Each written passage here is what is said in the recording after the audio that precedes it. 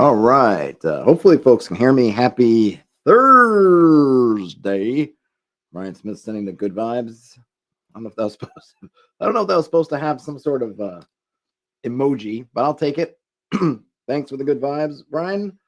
Let me see. I'm assuming folks can hear me. I'm worried because yesterday. Okay, good. Because yesterday it seemed like audio was there, and then nobody could hear me. So, uh, if you missed yesterday's stream, it was my monthly Q&A stream, but I intentionally wanted to focus on 5th edition, doing Wilderness Adventuring 5th edition, because I know it bedevils many who would, I think, potentially want to run hex crawls. I'm using the term Wilderness Adventures because it doesn't have to be a hex crawl per se. Would like to run those kind of games in 5th edition, but there's just not a lot of guidance there. I think the big book, if you're looking for a guidance that's built into 5th edition, I think you really have to go to the, the Tomb of Annihilation, because I think it has some hex crawl elements as you're moving through the jungles in Chult. I actually have, which I meant to cover ages ago, and I haven't. I actually got a hold of there's a DM screen for 5th edition that is actually wilderness, I think, focused. So I need to check that out.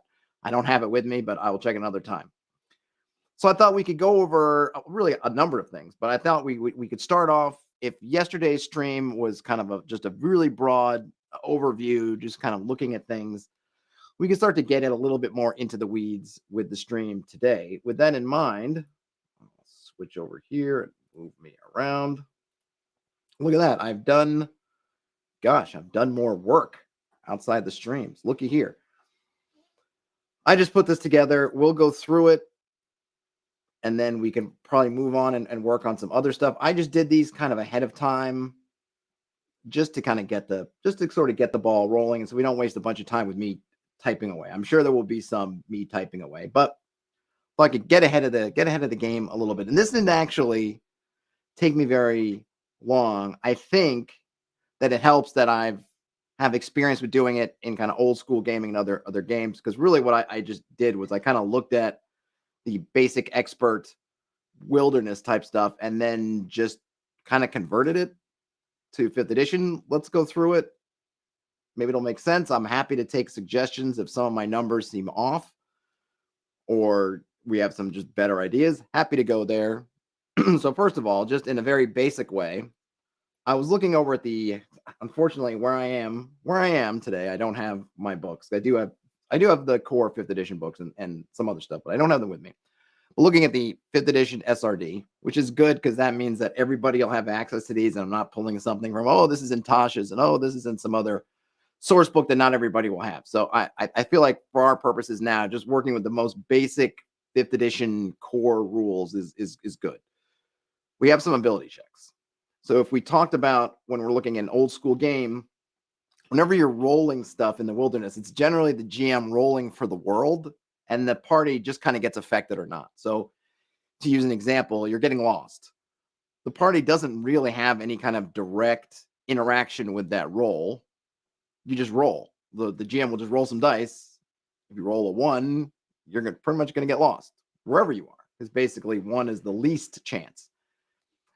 And the party has no particular skill or ability, by the book, or at least in kind of BX core, that is able to mitigate that roll. It's just, you rolled a 1, you're lost. 5th edition is all about skills and things like that, ability checks. So I felt like if here we are creating a framework for 5th edition, I want to lean into the player-facing part of it. And instead of me making rolls of the world and just the party gets affected, let's lean into the stuff that 5th edition's into, which is essentially having the PCs roll to accomplish things, or in some cases, accomplish the negative of things. So let's look at these ability checks that I picked out. We can look at some other ones if we'd like to. These are interesting because a lot of the stuff we would do in the wilderness pretty much seem to come down to one of these 2 skills, but we'll get into in a minute. But the 2 skills that I picked out that seem not going to be any surprise to anyone, I don't think, is nature and survival. So nature and intelligence ability check, or factor, it's inside of intelligence, and then survival, which is wisdom. So I grabbed these descriptions from the 5e SRD. Nature is the ability to recall lore about terrain, plants and animals, the weather, and natural cycles. It's connected to intelligence, intellect. It's about kind of that knowledge. Okay, what can I tell about this terrain? What lore do I know? It's almost a little bit like the lore is interesting because it almost gives you a kind of a history check vibe, but maybe we're talking about natural processes as opposed to there used to be the great watchtower of Amonsul over here. It's more like, oh, this hill was formed by glaciers. I'm not sure in this case what they mean by lore, but it's stuff about terrain. It could just be stuff like this kind of wildlife is generally in this terrain. Maybe this terrain's great hunting, or this terrain's terrible hunting, or oh, we should find some edible fruits and berries in this area. I think that's probably more what they're talking about, but it's a little bit, it's open-ended, probably by choice or by, they did it purposefully to allow some interpretation by GMs, and then not about terrain, plants, animals, and then kind of weather and natural cycles. I'm guessing that's kind of seasonal stuff, but maybe storms, runoff. I'm not sure. Things like that. And then survival. This is really into a lot of the more active aspects. It's the ability to follow tracks, hunt wild game, guide your group through frozen wastelands, identify signs that owl bears live nearby, predict the weather, or avoid quicksand and other natural hazards. So you can see from that description how a lot of the active stuff, and since we're going to be leaning into active stuff, a lot of our stuff's going to be, at least by default, under survival. And I think as is working on this, if you want to make some of this more nature checks, or you want to find another skill, I'm totally open to it. But just kind of by default, it seems like survival is going to be a large part of what we're doing, because it's the following tracks, hunting, guiding the group, identifying signs of wildlife or kind of layers, looking at the weather, and then avoiding hazards. I mean, that's a lot of different stuff. Even the predicting the weather. So the person with the nature skill has lore about the weather, but apparently not predictive powers. But wisdom, it's got that, oh, I smell ozone on the wind, so a storm's coming. Whereas the nature person can maybe look at the storm and tell you something about it. That's a thunderhead. We're probably expecting 6 to 8 inches, whatever, but not predicting that it's coming. It's an interesting mix. There's probably going to be some gray areas in there, but I'll leave it up to you. The next thing I was thinking about was, okay, so you're in 5th edition. We're pushing things towards the players being active. So, but what does that mean in terms of travel, which is usually abstracted to some degree? We're not doing it like a dungeon where I go 120 feet, I look left, I look right. We're traveling for hours.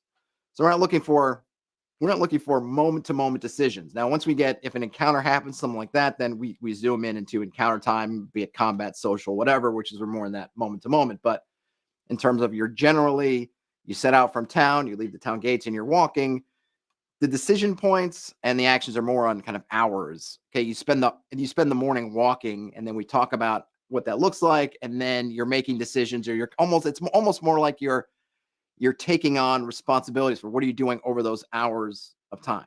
So considering that, travel roles. This is something that's come up in a lot of different systems. You can look at the One Ring 1st or 2nd edition has travel roles. I think Into the Weird and Wild, if you want to look at kind of OSR and sort of indie publishing things, I believe has something to do with roles in it. This is not an exhaustive list that I've compiled.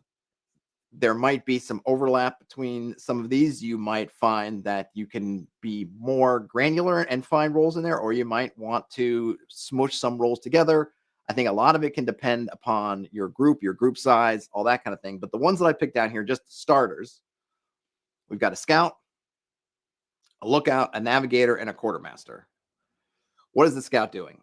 So the scout, to me, in my mind, and again, you're welcome to define it differently. We could talk about different definitions. Scout is out there kind of trailblazing. The navigator might say, okay, we got to head northwest, which is that direction there. If we could do that, we'll hit the place we're trying to get to, or that's where we need to go for this day of travel. Great. That's sort of looking at it over an overview. The scout is the one who's on the ground in front of the party, picking out the trail they need to go to, taking into consideration, okay, do we have a wagon? Do we have horses? Are we on foot? What's going on? Okay, we got to let's find the trail. Let's find the means to get there. I'm looking out. I'm going to try to find my zigzags around the terrain, trying to keep that heading. So, right, the navigator's giving me the heading, and the navigator is keeping watch to make sure we're on point. I'm on the ground trying to find, whereas the navigator is finding the heading just kind of as a crow flies. Scouts down on the ground, picking and choosing their way around. That's my conception. And of course, even though lookouts next, let's just go to the navigator, because we've been talking about the navigator keeping and finding that heading. Hey, we've got a heading. We need to know. Maybe keeping the map, saying, okay, we've got 3 days of travel across here. Okay, we need to hit the Red Horn Gate pass through the mountains. So we need to be this kind of, we got to keep in this sort of direction. And I'm trying to keep track, making sure that because the scout may be following trails, just finding the easiest way through overgrowth, whatever it is going to be winding around. I'm keeping us on point. And then I can communicate to the scout saying, hey man, we got to head further east, or we got to go back west, or we're not going north enough, whatever that is. I can do that. So that's navigator. Brian Smith says, can you tag skills onto the roles that they would likely be making checks with, stealth or investigation, for instance, for scouts? I think you absolutely could. So these are the things you're doing abstracted away. I think once you get into an encounter, I think that's where your investigation and stealth would come in. Stealth is an interesting case, right? Because you have things like pass without trace that make a lot of sense.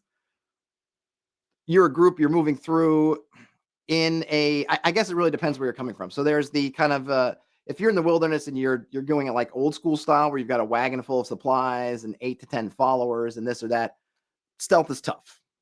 If you're running lean and mean with just your party, I think maybe stealth applies. So I think it's really up to you. We can definitely throw stealth in here as a thing. I hadn't considered stealth, but it makes sense. You probably just need to figure out in your particular situation, is stealth even possible, right? Because of your party composition and what's going on. What am I doing here? What is stealth? I almost feel like in stealth, I wouldn't use dex though. I feel like stealth, maybe I do int or whiz. I don't know. I know you can do this. I know that this is allowed. I would not use dexterity for stealth in this case, because remember, we're abstracting out. We're not looking at what you're doing at a foot. This is not about, I don't break the branch kind of thing. This is more about maybe sticking to dry ground. I'm staying downwind. All these things I don't think are dex decisions. I think it's either wisdom or intelligence. I would give you either one, pretty much, would be my, I'm just going to grab where is the dex check?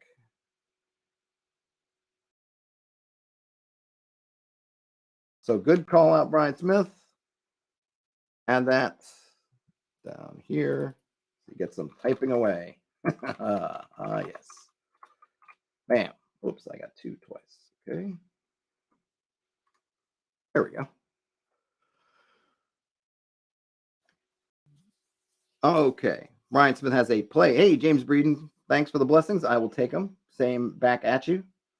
Play example from Brian Smith says, we had a party moving through woods, loud, noisy guys hung back, and the thief was moving forward trying to see if there were spiders or not. Yeah, that's kind of, I think that one, Brian Smith, that play example is an encounter scale, right? There, spiders so far ahead. Remember, encounter scale in the wilderness is also spread out.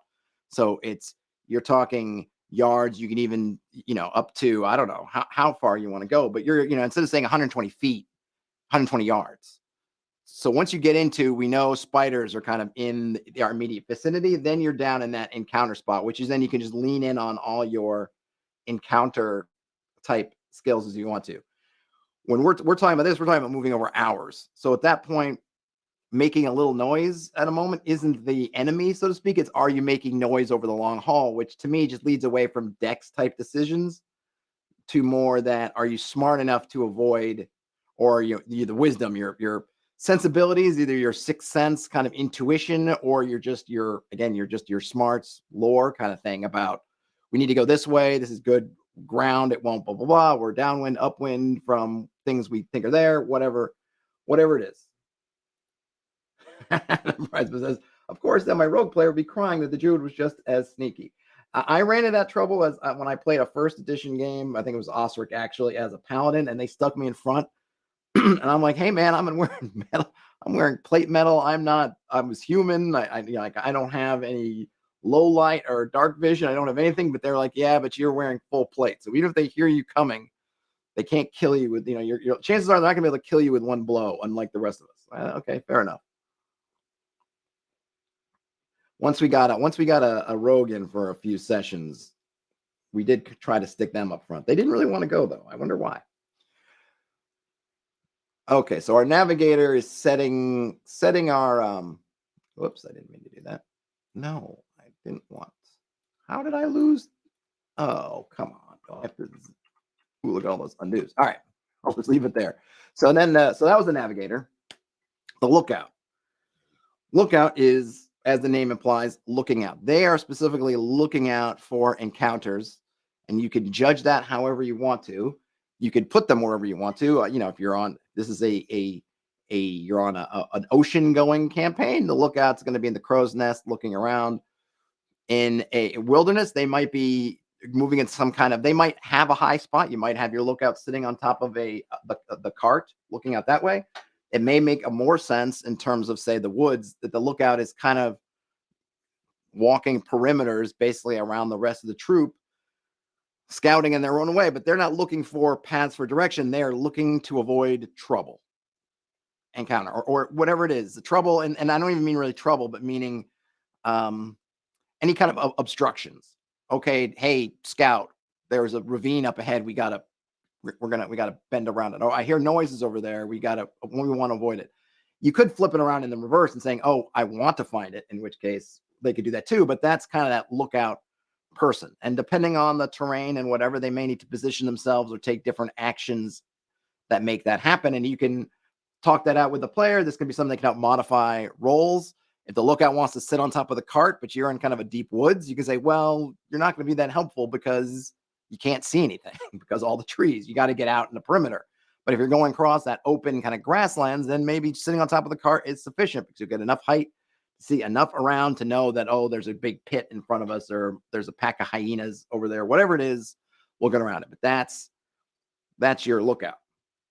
And then the quartermaster is doing provisions.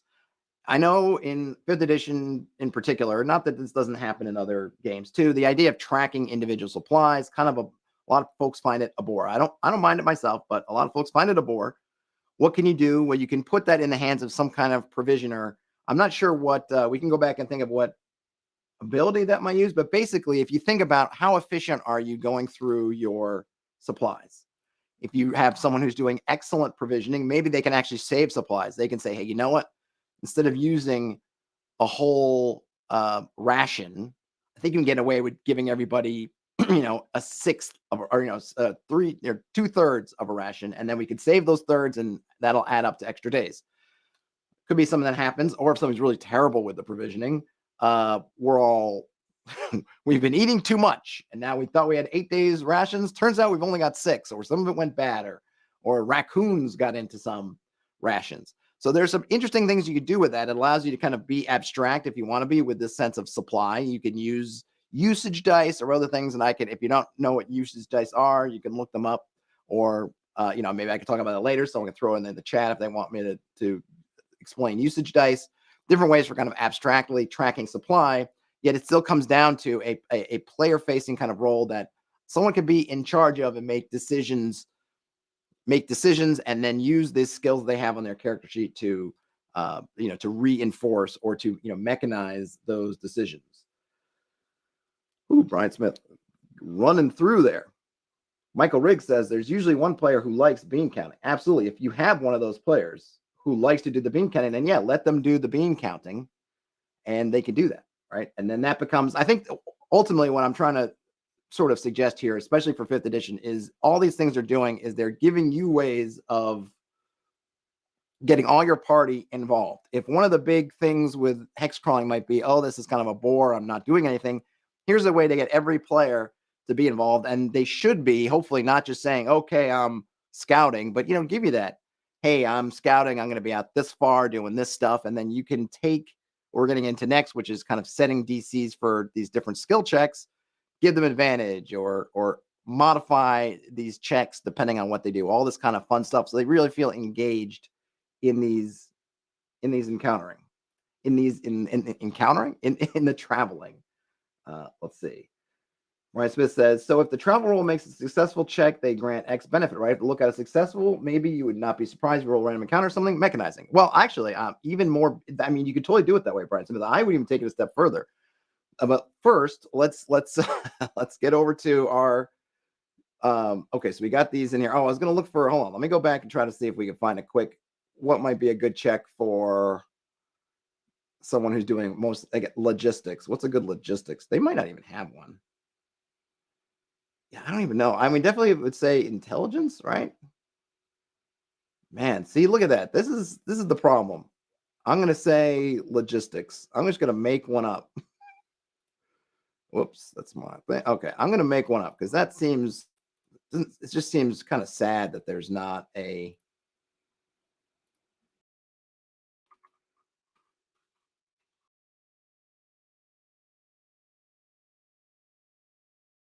made. Oh, shoot. No, I mean, I think we understand what logistics means. You could probably find something. You could make it, I guess, a straight intelligence check. But I think giving it something like logistics, I guess it means that if you wanted to make a custom class of something, then you could have a logistics skill for doing supply. I mean, if you had, a merchant adventurer type class, you could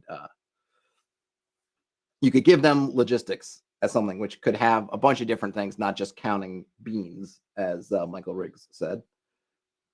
Brian Smith says these travel rules give the players a chance to mitigate some of the pressures, like random encounters, getting lost, running out of supplies. Makes sense to me as the boiled down rules you use during travel, almost like they supersede the class of the character, really. Yeah, though they'll work hand in hand with the class, right? Because your ranger types or potentially bards and maybe even rogues are going to have good, or have the potential to have really good survival. You could have I don't know, the wizard or some kind of other smart guy. Intelligence based class could be down in nature. The stealth is an interesting one because maybe rogues would get their proficiency bonus to stealth, but since it's running off of intelligence or wisdom, it's a little bit different. And then logistics kind of thing. So we've got all these. We've got these travel rolls. We've got these ability checks. This is not going to, this next table, if you will, or list should be something that's really basic for 5th edition folks, right? The difficulty classes. What are you trying to beat on a D20 to accomplish something? By default, very easy. You just got to get 5 or more, easy 10 or more, medium 15 or more, hard 20 or more, very hard 25 or more, nearly impossible 30 more. Brian Smith says we could also, these roles could be taken up by NPCs. Yes, they could. Though I would say for the most part in 5th edition, they're not running with, your party is generally, I mean, I can't speak for your game, but most games, I think, don't run with a lot of your henchmen, hirelings types. But yes, they could. But I think ideally I'd want to put player characters in those roles. But yes, certainly if you had if you're playing with just a couple of player characters and they had sidekicks or something, they could put a sidekick in there, right? I mean, you can run them with NPCs, sure. Or if you wanted to have a competing group of creatures like some other faction and you wanted to roll checks for them also as they were moving along, you could totally use the same thing. This works whether you're doing with player characters or non-player characters. Just for the party, I would try to emphasize having the players do it just for the reasons I mentioned before in terms of getting everybody involved and giving everybody something to think about, something to role play as we're just moving through the wilds. But if they don't have the folks to fill those, they don't want to, I suppose I would never force them to. If they hired a tracker in town, I'm not going to force them to put one of their own guys up front. Michael Riggs says they have utilized and guide NPCs. Yep, absolutely. Okay, so we got these difficulty classes.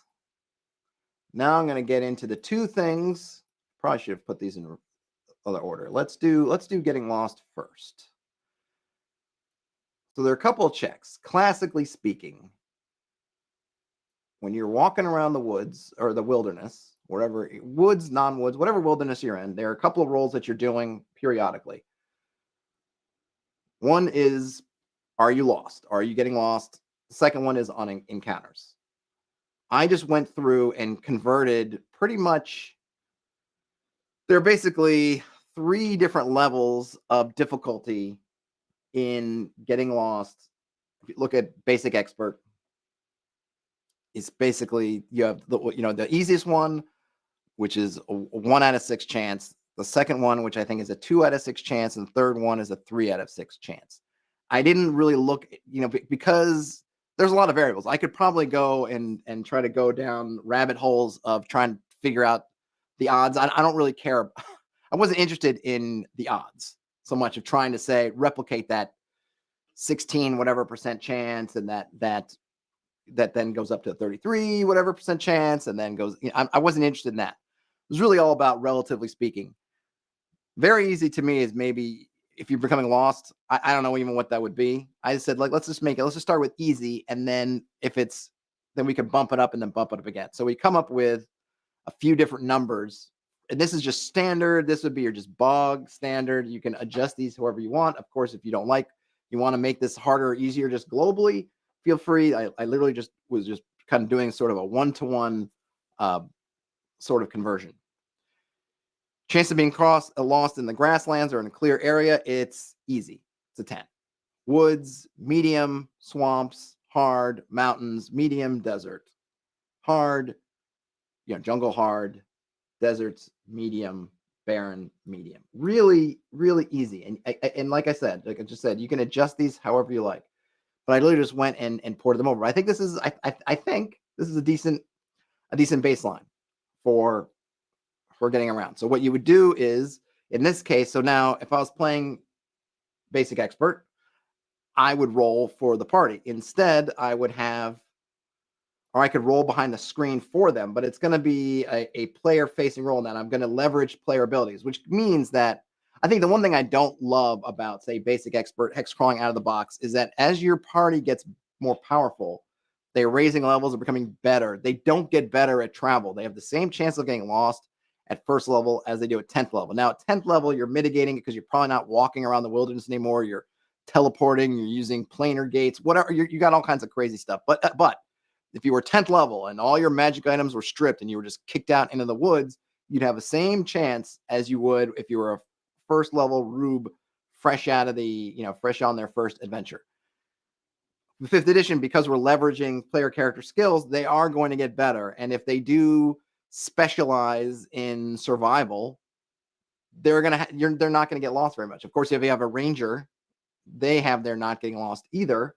So they're going to probably do better at this. But I appreciate that kind of improvement. I appreciate that. Hey, look, by 10th level, your 10th level ranger, no, they're not going to get lost if the ranger's doing this stuff, because they're just a really badass ranger. And I think that's fine, because at a certain point anyway, they're going to start to have tools to get around and not have to travel through the wilderness. Once they get kind of teleportation circles and all kinds of stuff like that, is how often are they going to want to trudge through the woods anyway? Or they're going to use other means to get as close to their destination as they can, and then maybe have to do a little bit, but just let it be, right? I'm not worried about, I got to make sure that going across the grasslands is as challenging at level 1 as it is at level 20. It's like, no, I'm not worried about that. So I'm going to let them. I'm going to, not only am I going to let folks get better at it, I want to encourage folks to invest in the skills and abilities to get better at this, and that can be a place where they can look cool and look badass as they do kind of Aragorn, staring down at the dirt and suddenly seeing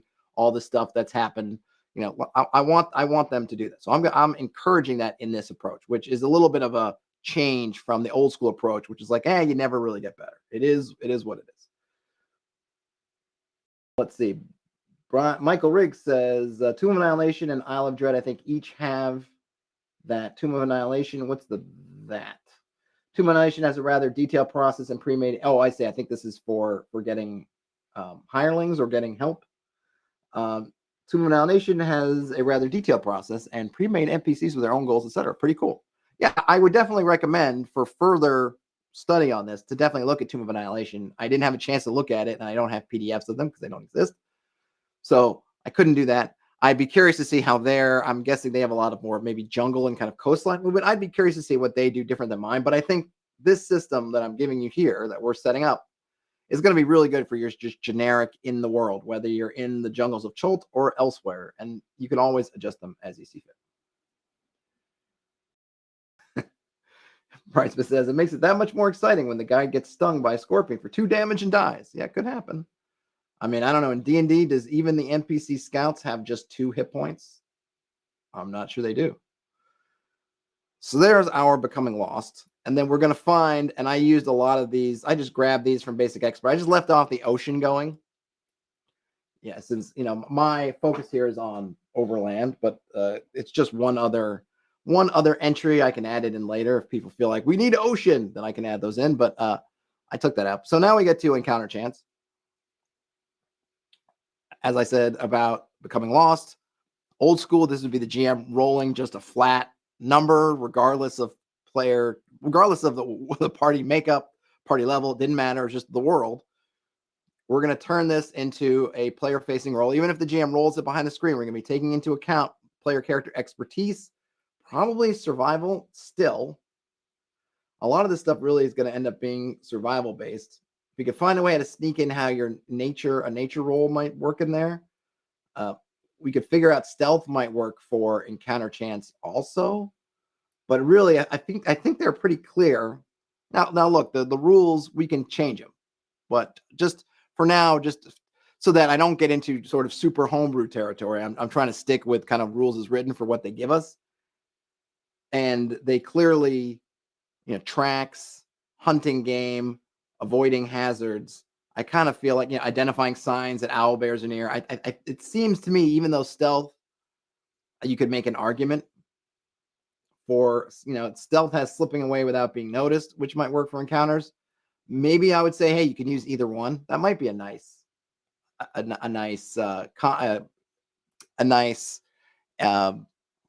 way to divvy it up. Hey, if you got stealth, you can use stealth. If you got survival, you can survival. It does, I guess, widen the amount of player characters you could potentially take that one, which might be good. I think if I had to pick one, I guess I would pick survival, because it seems like that one just seems to be so much more wilderness based. But I could easily be talked into, if I was running a game, I would definitely let a player do stealth for that. I went through, I took the list from Basic Expert, and I just did some swapping. It's pretty much almost the same for the most part as Becoming Lost. There's a couple of exceptions.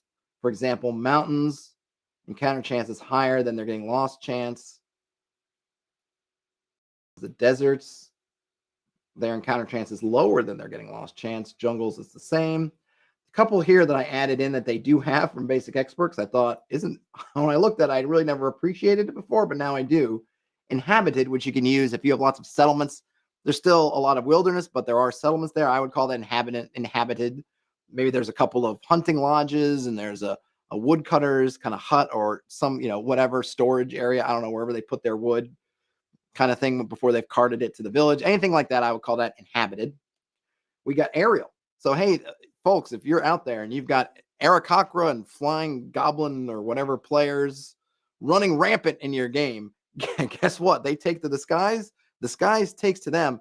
And the DC here, depending on where you are, is higher or lower, easier.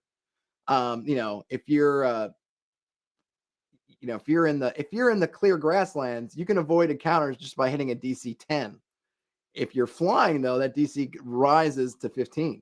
So there actually increases your chance of something spawning you because you're flying in the air, which I've always tried to tell the people when they go, oh, what do I do with these Aarakocra players? It's like, well, is the air empty of other flying things? Because you know what? They're up there in the skies, and the skies, there are things that might see them, and they're just sitting up there potentially in a clear blue sky. And if we want to go back and look at, just for kicks, we want to look at the kind of stuff that old school wise is waiting up there to find you if you're flying. Where's that flyers table? Here we go.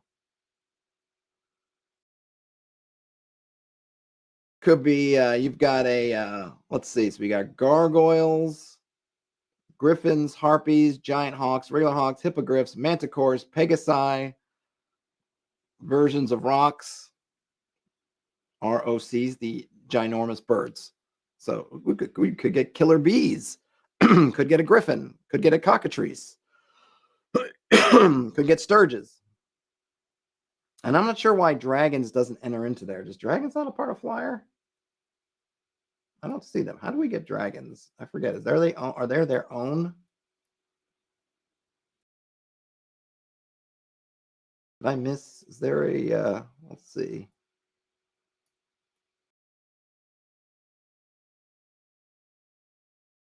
Aerial encounters always use the flyer table. Interesting that the flyer table doesn't include dragons on it. I'm not sure why. I feel like that's an oversight. I would add dragons to mine, but even then, some nasty stuff up there. So, Arakakra folks, don't think you're just up there flying with impunity. Flying squirrels. Yeah, that too. Hey, P Giant. Okay. Whoop, whoop. Come back down here. So I thought that was a nice little extra bit there, and I just threw it in there. So yeah, you're up in the skies. You got a chance to hit something. Now, like I said before, these are all active, or I won't say active checks because you might be rolling them. I guess, well, they're active in the sense that the players, we're envisioning the players are making decisions to take on these roles, to take actions in these roles, and then we're rolling, and you can use whatever advantage, disadvantage, things like that. I kind of envision that if I had my druthers, each of these roles, and depending on how many roles you have, would be taken by only one PC. So if you're out scouting, you're not doing lookout. If you're out doing lookout, you're not doing scouting. If you're, quartermaster, you could probably argue doesn't have anything else to do. Maybe this one, in terms of the actual like movement phase of travel, you could say, well, they can do whatever, but they could be counting beans and making sure nobody's squirreling things away when they shouldn't be too. It says flying spaghetti monsters. Could be. This is a swig of lukewarm coffee for the working man. But I would say you could come up with things if you either have a small party or you only have a couple of people that have roles, excuse me, have the skills that they can leverage well. I would probably say, well, you can do two of them, but maybe take disadvantage on both. So it's kind of a big penalty. So if you want to be scout and lookout, fine. But the role you're making a scout, disadvantage. The role you're making a lookout, disadvantage. That's kind of how I would run it because I want to encourage all the party to take on something. And this, you avoid the one, the ranger or druid just doing everything. You have to send them out. Hey, ranger, what's more important? The lookout or the scout? Scouting or looking out or navigating? You got to pick one. And then someone else is going to have to do the other one. So that makes the choices interesting. If you just let the ranger just go super ranger and just do everything, then you end up in a situation where you're really only engaging one player. So I would say push the players, push your parties to take on a specific role or task, however you want to define it, and then do that. And if you have someone who needs to take two or they want to take two, and tell them that's fine, but you're going to get disadvantage on both roles. So if you're in the grasslands and it's an easy roll, and I would also make these DCs at least generally kind of player facing. I wouldn't hide these behind your screen. I would say, look, these are things that clear the grasslands is the easiest. Swamps and deserts and jungles are pretty much the hardest, depending a little bit, they're sort of depending on what's going on. Some of them you're going to encounter more stuff, some of it. And then of course, that's not even including your tables of encounters that will show just define what exactly shows up in these different areas. But just in general, yeah, you want to stay, if you can, on the grasslands. You want to avoid swamps and jungles and mountains. Hills are hills and woods are kind of about the same, not terrible, but not great. You want them to know these things because again, if you get down and you're looking at a hex map, you want or any kind of map. I shouldn't say if the party's looking at their map or if they know the terrain and if theater the mind sense. If you say, okay, hey, there you can take the road, right? We talked about say the Fellowship of the Ring. Sure, you can take the oldies road from Bree to Rivendell, goes right there, easy peasy. Oh wait, but Nazgul are on the road, so we don't want to take the road. Well, what choices do we have? Well, you'll get out of sight, but then you'll have to go through those, what are they called, the midge marshes or the midgeland, or I don't know, whatever those nasty swamps with hobbit biting bugs are. Okay, so that's a choice they make, and then that choice has consequences in terms of now you're in the swamps. Nazgul aren't going to get over there, and even if they did, it would be super hard to find you. But now your travel is slowed. Now, luckily, if you were just the hobbits by yourselves, I have no doubt that they would have gotten hopelessly lost. But because they have Aragorn, who's a ranger extraordinaire, he's able to guide them through and get to the other side, that kind of thing. So, but you want the party to know, okay, we could choose the marshes, and that's going to cut off 5 days of travel time, but we're going to have to really pay attention. Thank goodness we have a ranger or a druid, or oh my gosh, we don't.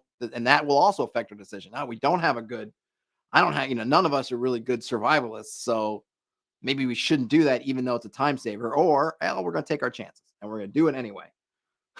York says, there is always teleport. There is. If you've got access to teleport, maybe, yeah, that's the other thing. Maybe it pushes you as a party to say, we got to find somebody who can teleport us because there's no way we're getting over the swamps, the mountains, and the desert before we get there. So we need to find someone who has access to teleport, which as a game master, then you go, great, because that's a whole other little adventure hook, becomes a little mini adventure, which is avoiding doing the wilderness adventures, but that leads us to other adventures. So Brian Smith says, is a road terrain basically like DC0 to navigate? Yes. If you're on the road, you can't get lost because the road is right there. Now, the road may not take you where you want to go. You might have to at some point say, oh, well, the road's now twisting south. We need to go north. So, there's that kind of thing. But yeah, while you're on the road or along a river, we talked about this when we went through that bushcraft book. If you got the river to your side, you kind of know where, and you have an idea, you can't really get lost because the river's right. The river's guiding you. The road, you're on the road. If you're on the Old East Road and they didn't lie about the name, then it's traveling east-west, and you see the sun. So okay, I know which way east is basically. So I just got to stick on the road. I wouldn't, in that case, I wouldn't even roll for it. That's something where it's an advantage of having a road. If you're on a road and you know where it's going and it's going where you want to, then that's somebody who doesn't have to take on the navigator role. And then that can lead you to do something else, which is another encouragement in a way of taking the road. But oftentimes you may not want to because it might be take a roundabout way. Oftentimes, so I lived in Morocco for a while, North Africa. And when I was between the last maybe 30 years, they've done a lot, 20 or 30 years, they've done a lot in terms of making kind of interstate type highways. When I first moved there, they had very little of it. And what you notice when you're driving the old roads, so we were going north we lived in Casablanca. We were going north to Tangiers. Now they have a highway. So it's like, it's remarkably swift. Just because you have this kind of basically straight path there and everything. But before they had that, you have to take these a lot of these roads that are either like along the coast, which means if you've taken the coast roads, yeah, they're beautiful, there's scenery, but it's all windy and it's slow, and you're going all these places, or you're taking these other roads that are kind of local roads. So they're just town. They're not really meant, right? You think about, a lot of times I think we imagine in our mind, oh yeah, I'm going to go from New York to Chicago, and we're just going to get on this freeway and it's going to go. But the reality is that these little roads, most of the time, almost all the time, are not built for that. They probably weren't ever built for that, because the way things organically grow up is the roads just to get you to the next nearest place. It's not a freeway. It's just this little track that runs through there. Maybe you get a group like the Romans or some other super organized, highly technological, engineering, advanced type of culture that comes in and is going to make, these like roads. But usually it's even then between places either that they're building, they're building up themselves, or between two places already known, but most roads, these old roads, are a lot of trouble. Yeah, they'll get you where you're going, but not necessarily quickly. And I think if you look at that, think about that in your maps, when you're building out your maps and saying, okay, the roads are they're gonna go near the coastlines, because that's where a lot of towns are gonna be, and that's where a lot of resources are. They're gonna follow your rivers. They're gonna go to other things. But the party, you may look at that and say, oh, that's really nice, and we won't get lost, and it'll be nice and easy. Yay, but it's only going to take us 30 days. We need to get there in a week, and we know it can be done, so we're going to have to blaze across the hinterlands, because the roads, they weren't built for efficiency at that stage of the game. They're not historically, they weren't interstates up until recently. They were just built one place, get to the nearest place, and then as you just keep building those chains along, you end up crisscrossing your country, but they weren't designed to crisscross the country, if that makes sense. Frederick Cork says, not if my mom is driving. Does that mean she drives fast, or does she drive slow? So, and the other thing I think is what you can do is feel free, give out advantage, give out disadvantage if you see fit. If the party has a bunch of tools, give them advantage or reduce it down by one. If you've got a grasslands and you got a magic compass, I mean, if you have a magic compass, I'll just say, well, you don't really navigating is just going to be easy. But if whatever they've got something, but you want to you want to you want to keep the idea that skill is involved. You can say, okay, we're going to take that DC 10 grasslands, we're going to drop it down to DC 5. So you still have a chance to fail on it, but it's going to be really, really hard to do that. But it's still potentially possible kind of thing. Or give them, that's giving, basically you could just say, hey, roll that with advantage, or you could do disadvantage. If there's a heavy fog, you can add your weather effects and other things. Yeah, the ground is very marshy, even though it's mountains, but the ground is soft and it gives way a lot. So I'm gonna take that in navigation speed, down. I didn't even get into navigation speed. Actually, I didn't have time. I should probably just let me make that table. Now, what can I do here? No, let's see, duplicate. Give this another color. We'll call it green. We'll call this travel distance. We're not doing DC 10, obviously. I'll make a note here. So I'm just going to assume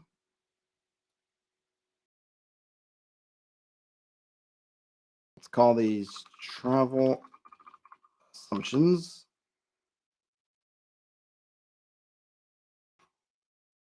We'll just assume 6 mile hexes. So one of the things I think that, and I might be alone on this. I don't know. I don't know if this is a hot take or hot opinion. A couple things. When you're traveling over the wilderness, you travel for hours and hours and hours. It's not about how fast you can move in 10 seconds. So I'm equalizing all those. I'm not basing this really off of your in combat speeds. And this, I think this makes sense from a couple of things, right? We know from the evolution of man that one of man's big advantages was the fact that a man can walk faster over longer distances than animals can.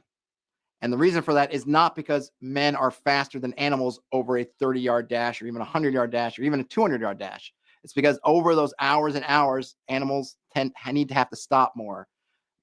Men, humans cast because of our bodies. We have in the sun, for example, if we're walking on open plains, we don't have as much surface area. We don't get as much heat. That was just one of our advantages that, we're hunters and we're walking around barefoot.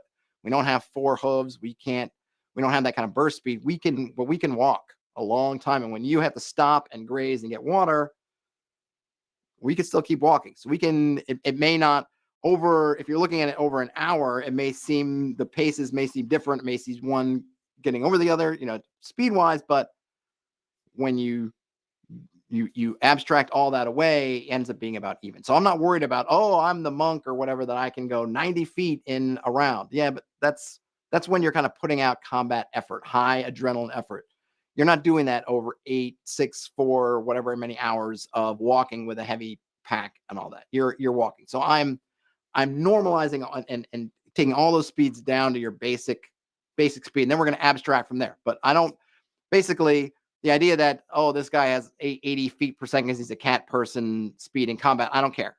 That's not factoring into your long-term. This is your marathon, even more marathon than marathon kind of walking pace, not you sprinting around a battlefield. Frederick saying, bandits love the road. Yes, another reason to stay off the road is that's where all the bandits are going to be. If you're running into bandits in the middle of nothing, it better be their base, because otherwise, what are they thieving on? There's nobody there. So let's see. So 6 mile hexes, normalized movement speed. Normalized movement speed. I think maybe that's enough. Bryce says, and we could sweat, carry water. Yep, yeah, a lot of things, right? We have the ability to sweat, cool down our body temperatures. We can carry stuff with us so that when we do need water, we can drink with it. Yep, all these things are these little advantages, but they don't have anything to do with our running speed. A wildebeest can move a lot faster than we can in a dash. That's not what we're talking about, right? It's a different thing. So we're kind of building that in here. And it's a way to kind of just, as everything is, it's a conversation with your party. If you're going to do this and you have some kind of tabaxi, whatever, you just let them know that's movement rate is great when you're in a movement, but when you're walking, you walk the same as everybody else. You're not in, and just work that out with them. And it keeps everything kind of simple, right? We don't need, at any rate, the other thing is you're moving at the pace of the slowest thing. Unless that tabaxi is scouting out whatever ahead, they're moving. Even if they can move fast, I presume they're not going to run off and leave the rest of the party behind. So everyone is still, moving at the same rate.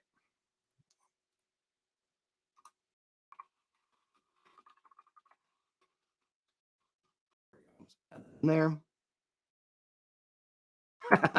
Brian Smith says a monk should still definitely yell "Hiya" every 6 seconds during travel. That's true. Always, regardless, just yell "Hiya" a few times, or "Huzzah" or whatever your thing. Okay. I think that a really good rate, I think it's 18 miles a day. I think if you can get 18 miles a day, I think you're doing really well. Remember, like I just said, though, you're moving at the rate of the slowest, and we can factor in if you have, I don't know, in 5th edition, I don't feel like people, if they use wagons and things, I feel like everyone uses these souped up super wagons, and carriages, but you got, just say wagons with, depending on what kind of, if they're pulled by horses or oxes or cows or mules, whatever. So I think 18 is my kind of thing. Oh, I didn't set, let me just write this in here and then we'll set. So I think being that other than a road, kind of grasslands is kind of your ideal. I'm going to say, oh, you know what? Hold on. Let me, I think I need to do this too before I finish that. So let's do our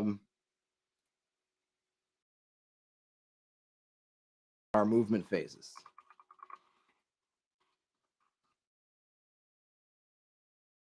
Actually, let's see phases of the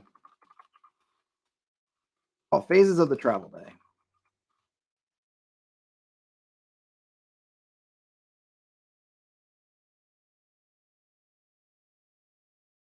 And this is, so we've got, how do we segment out our day? I think that basically, what are we talking? Six segments of 3 hours. Hold on, let me do this. Actually, let me, hold on a minute. We'll call it a turn. And I'm coming up with this all kind of off the top of my head. So maybe we'll call this a travel turn. Travel turn is, call it 3 hours. And then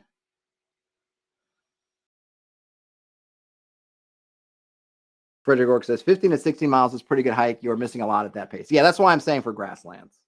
Yeah, that's a good. And I'm the reason why I'm doing is I want to do, because we're using 6-mile hexes. I'm trying to keep things kind of in that divide more or less easily. Hey, Gashrin. So if our travel turn is 3 hours, and if you assume that you can, actually, let me do this. Hold on. We'll say it's 6 hours, and then we'll call this a travel.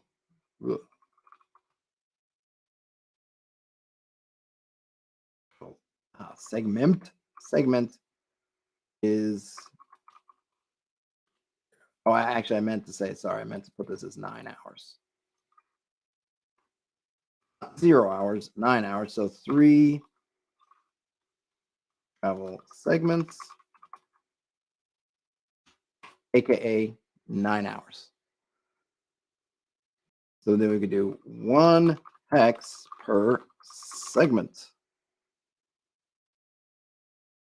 think that's pretty good, right? So if you spend your whole day traveling on the grasslands, we're going to call it 3. And yes, as Frederick Ork mentioned, that might be a little bit generous. I grant you, but it's okay. It's not a big deal. It's hexes, so everything's fluid anyway. And this part here is GM facing. I'm not telling the players, oh, you traveled a hex. For them, I'm going through the miles and I'm trying to give it a kind of a travel log vibe. So this is not for player. This part here is not for player consumption. It's simply for our tracking purposes.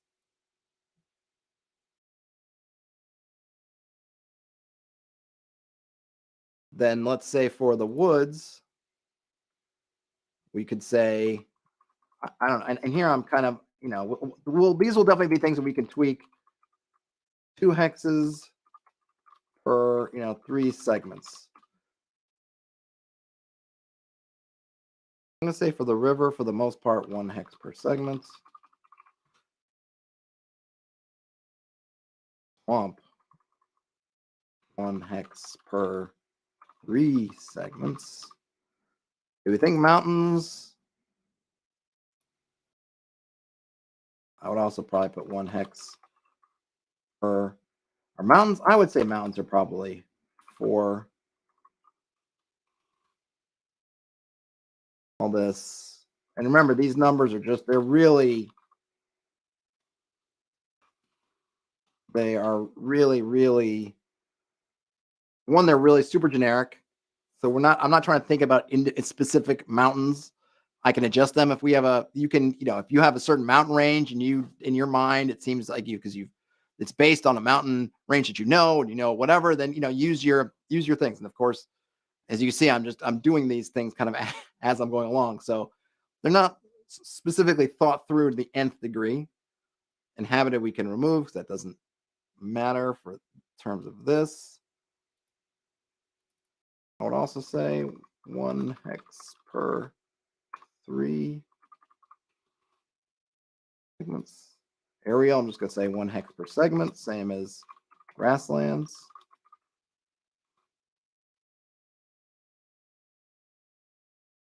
Hills.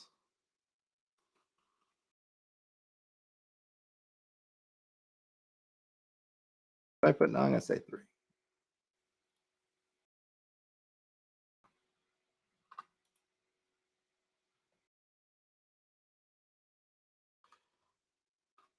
One hex per. We'll call it 2. Okay. So here we have a very easy peasy. I just did it. You watched me do it in just a couple of minutes. We can set some travel distances. One thing you can do if you want to is instead of using hexes for your rolls, you can use segments. You'll probably want to adjust, and I'm talking about for your encounter chance and your getting lost chance. I would probably just, because you're going to potentially spend a lot more segments. So remember, if you're going through a mountain range, 4 segments in that hex. If you're using segments, you're going to roll 4 times if they're moving through, or for 4 hex, for each segment you're going to roll. So that's just over a course of a day. You're going to potentially be rolling more. So you might want to adjust your numbers. That's another way to work it. It's just work it instead of saying, you know what, I'm not going to roll per hex for the whole mountain hex for the day. I'm just going to work for this travel hex. And that's an interesting approach if you want to run that way, because it means that the longer you spend in a hex, the more chances you're going to run into something, which also makes sense. Now, the way I do that, have done that before, is just the day-night cycle. So if you roll 1 for the day, run for the night. So if you're in the same hex for multiple days, then you would be getting multiple rolls, but it doesn't really account for the segments. So segments is interesting, would be an interesting way as kind of an alternative to rolling for your encounters or rolling for getting lost. You just want to maybe adjust your rolls accordingly. So here we have, maybe I should publish this as something.